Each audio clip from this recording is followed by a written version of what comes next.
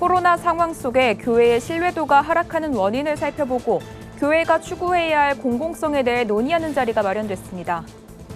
최근 조사에서 기아로 인한 사망자가 코로나19로 인한 사망자보다 더 많은 것으로 나타났습니다. 최근 시대의 변화에 따라 진솔한 간증을 전하는 온라인 콘텐츠나 드라이브스루 방식의 이웃전도 등 색다른 방식의 전도법이 주목을 받고 있습니다.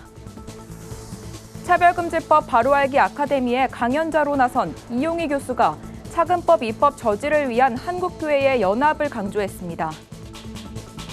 국내 이주민 선교의 필요성이 커지는 가운데 최근 울산 경남 세계선교협의회의 출범으로 지역교회들의 선교 활동이 본격화될 전망입니다.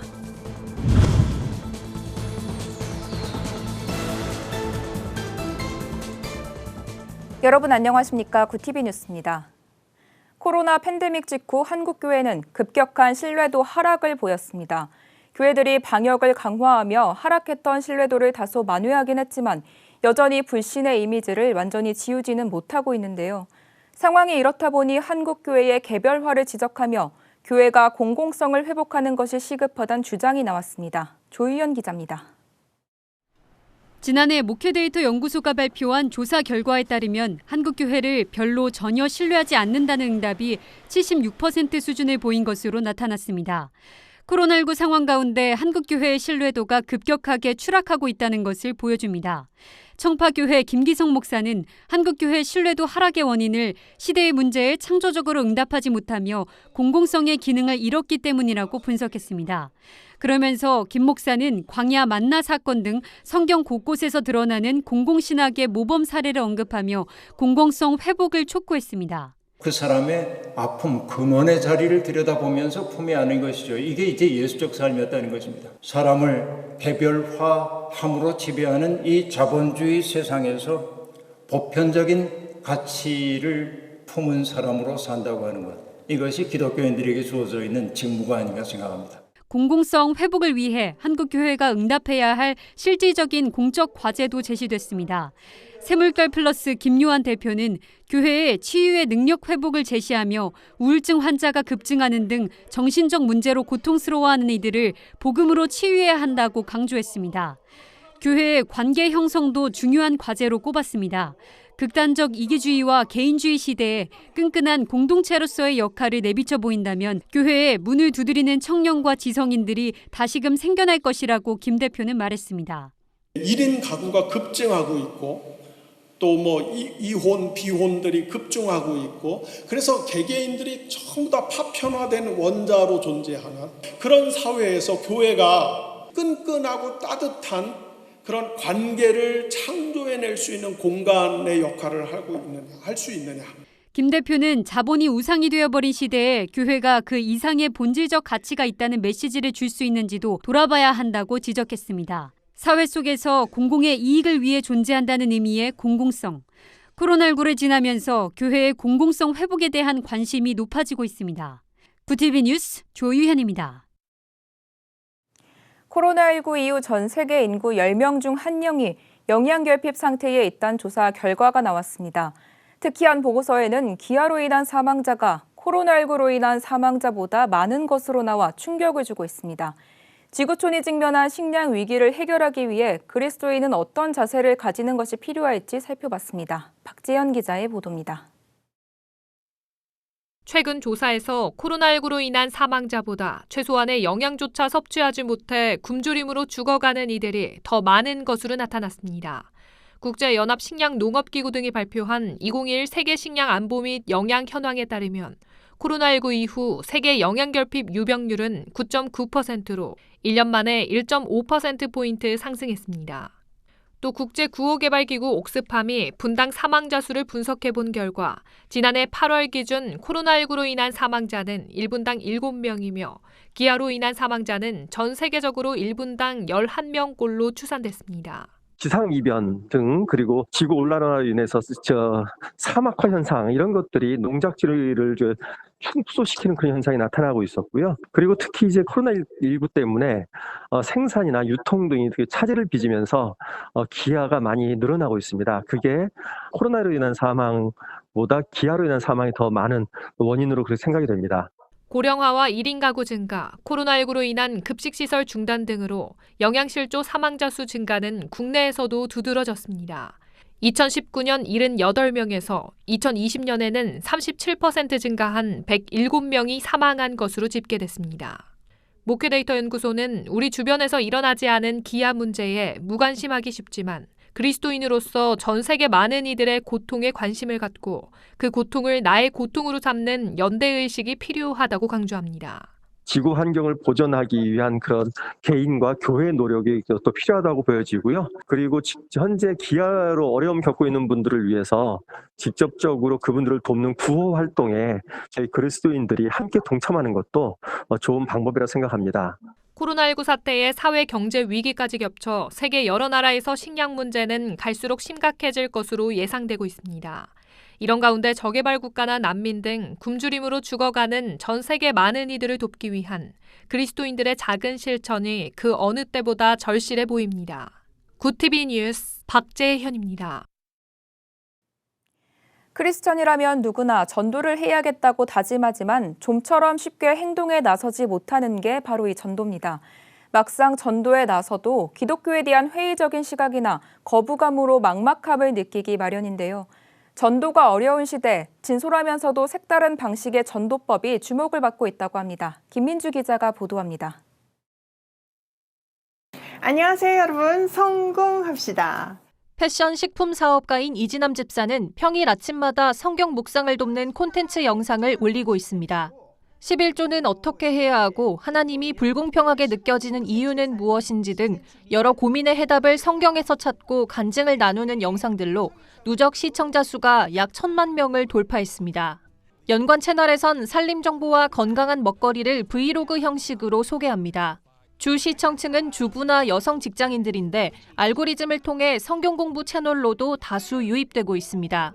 기쁨, 사랑, 나눔과 같은 선한 가치를 창출하는 신앙인의 모습이 복음에 대한 거부감을 완화시키는 효과를 보여줍니다.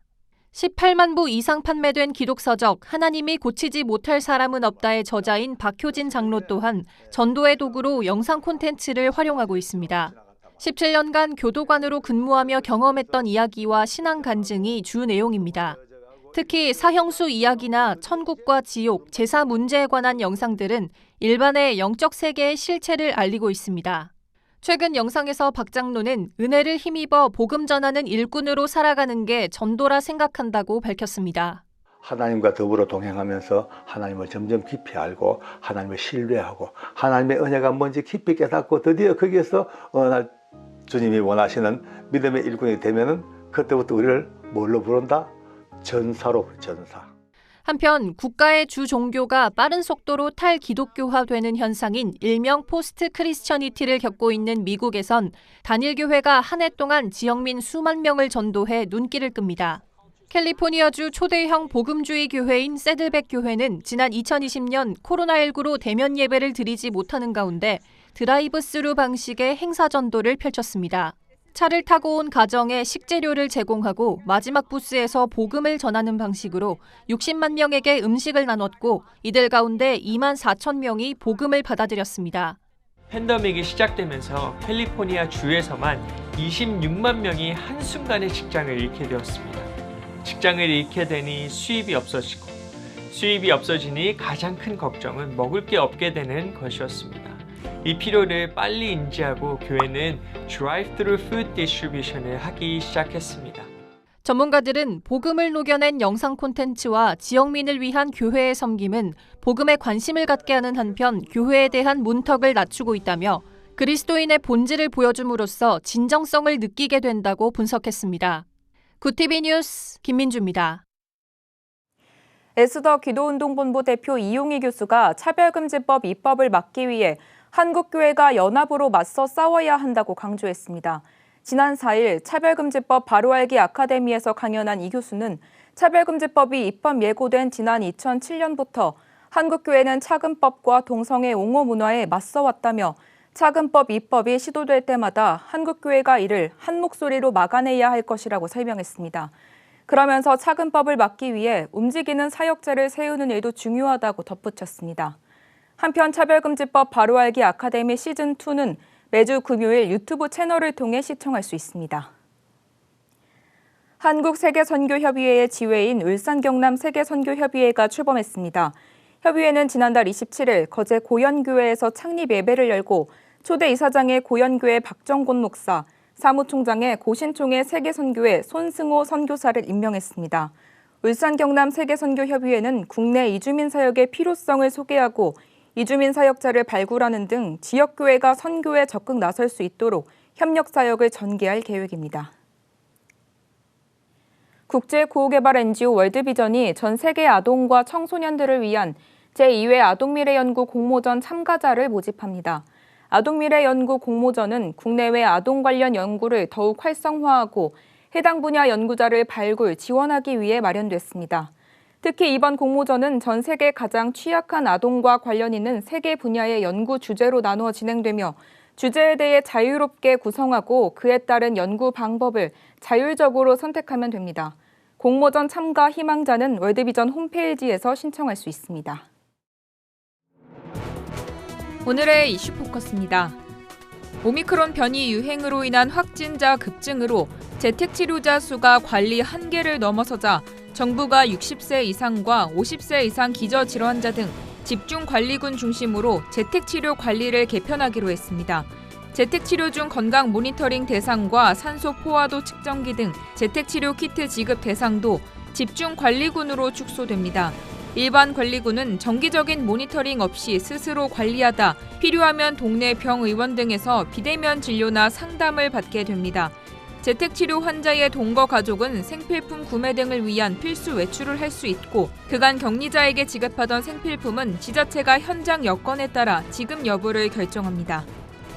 최근 5년간 근로자 임금은 평균 17.6% 늘었지만 근로소득세와 사회보험료는 39.4% 증가했다는 조사 결과가 나왔습니다. 전국경제인연합회 산하 한국경제연구원은 2016년에서 2021년 고용노동부 데이터를 분석한 결과 원천 징수되는 근로소득세와 사회보험료 부담 증가율이 포인트 기준으로 임금보다 2배 이상 높았다고 밝혔습니다. 이는 물가 상승 영향으로 월급이 올라도 근로소득세는 상위의 과표 구간이 적용돼 사실상 자동적으로 세율이 인상되는 효과가 발생하기 때문으로 분석됩니다. 소비자 물가가 유가 강세 등 대내외 요인으로 올해 1분기 내내 오름세를 이어갈 것이란 관측이 나옵니다. 통계청에 따르면 소비자 물가는 전년 동월 대비 3.6% 상승했습니다. 4개월 연속 3%대를 이어가고 있는데 물가가 넉 달 연속 3% 상승률을 기록한 건 12년 만입니다. 여기에 물가 상승세가 지속하면서 올해 한국은행이 기준금리를 연 1.75%까지 끌어올릴 것이란 전망도 나옵니다. 현 기준금리 1.25%에서 미국 등 주요국 금리 인상 기조에 맞춰 두세 번 더 금리를 올릴 것으로 보입니다. 지난해 온라인 식품 시장 규모가 58조 원대로 확대되며 사상 최대치를 기록한 것으로 나타났습니다. 특히 온라인으로 배달 음식을 주문하는 음식 서비스 시장의 성장이 두드러졌는데 4년 만에 9배 이상으로 커졌습니다. 이는 코로나19로 식품 시장에서도 비대면 소비 경향이 뚜렷해지면서 성장에 더 속도가 붙은 것으로 보입니다. 이슈 포커스였습니다. 굿TV 월드와이드입니다. 코로나19 오미크론 변이가 1917년에서 1918년 독감 대유행 이후 단기간에 가장 많은 환자를 발생시킨 질병이 된 것으로 보인다고 월스트리트 저널이 밝혔습니다. 전문가들은 오미크론 변이가 기승을 부린 지난 5, 6주 동안 전 세계에서 발생한 코로나19 환자 수는 과거 다른 질병들이 비슷한 기간 일으킨 감염 건수를 모두 능가하는 것으로 보고 있다고 신문은 전했습니다. 오는 12일 미국 하와이에서 열릴 예정인 한미일 외교장관 회담에서 일본 정부가 한일 양자회담을 추진하고 있다고 일본 언론이 보도했습니다. 일본 정부가 대화 자세를 보이고 있는 것은 사도광산의 유네스코 세계유산 등재를 위해서는 한국과의 대화를 피할 수 없기 때문으로 풀이됩니다. 하야시 외무상은 지난 4일 기자회견에서 정 장관과 첫 전화회담 내용을 설명하면서 사도광산 문제에 대해 냉정하고 정중한 논의를 진행할 생각이고 한국 측과도 성실하게 논의해 나갈 것이라고 말했습니다. 아프리카 인도양 섬나라 마다가스카르를 덮친 열대폭풍 바치라이로 인해 최소 10명이 숨지고 약 4만 8천 명이 대피했습니다. AFP 통신 등에 따르면 바치라인은 전날 오후 8시쯤 수도 안타나나리보에서 530km가량 떨어진 남동부 도시 마난자리에 상륙했습니다. 마난자리는 이틀째 전기가 들어오지 않아 수도 공급이 안 되고 있으며 대피소로 사용될 학교와 교회도 피해를 입었습니다. 마다가스카르는 2주 전에도 대규모 열대 폭풍으로 55명이 사망했으며 수만 명의 이재민이 발생했습니다. 프랑스 앞바다에 청어가 무더기로 폐사한 채 발견돼 당국이 진상 조사에 나섰습니다. 국제 해양 보호 단체인 시셰퍼드에 따르면 프랑스에서 약 300km 떨어진 해상에서 집단 폐사한 청어떼는 10만 마리에 달합니다. 폐사한 청어는 지난 3일 네덜란드 소유의 초대형 저인망 어선에서 조업 중 쏟아져 나온 것으로 추정됩니다. 하지만 해양보호단체는 어업 중 사고가 나자 비용을 아끼려고 고의로 바다에 방류한 것으로 보인다며 불법 폐기 의혹을 제기했습니다. 월드와이드였습니다.